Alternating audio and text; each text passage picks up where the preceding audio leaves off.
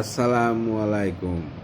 সূরা মুলকের ফজিলত হইতে পড়া হইতেছে। ১. যে লোক প্রতিদিন এই সূরা পাঠ করবে সে কবর আযাব এবং কিয়ামতের দিনের আযাব থেকে মুক্তি পাবে। নতুন চাঁদ ওঠার সময় দিয়ে এই সূরা পাঠ করলে পূর্ণ মাস নিরাপদে থাকিবে। এই সূরা 3 দিন দৈনিক 3 বার পাঠ করলে চোখের ওপর দম করলে চক্ষু রোগ ভালো হয়। এই সূরা 41 বার পাঠ করলে তার বিপদ দূর হয় ও ঋণ পরিশোধ হয়। যে ব্যক্তি নিয়মিতভাবে এই সূরা পাঠ করবে কিয়ামতের দিন এই সূরা তার জন্য আল্লাহর নিকট শাফায়াত করবে এবং পাপ মোচন করে তাকে বেহেশতে নিয়ে যাবে।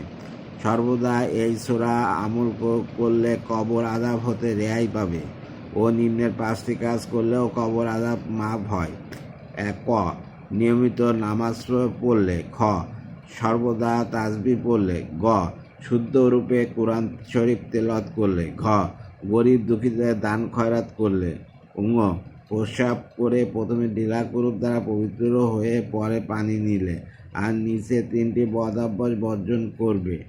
1 হচ্ছে মিথ্যা কথা, 2 হচ্ছে চগলখড়ি, 3 হচ্ছে গীবত ও পরনিন্দা। আল্লাহ হাফেজ।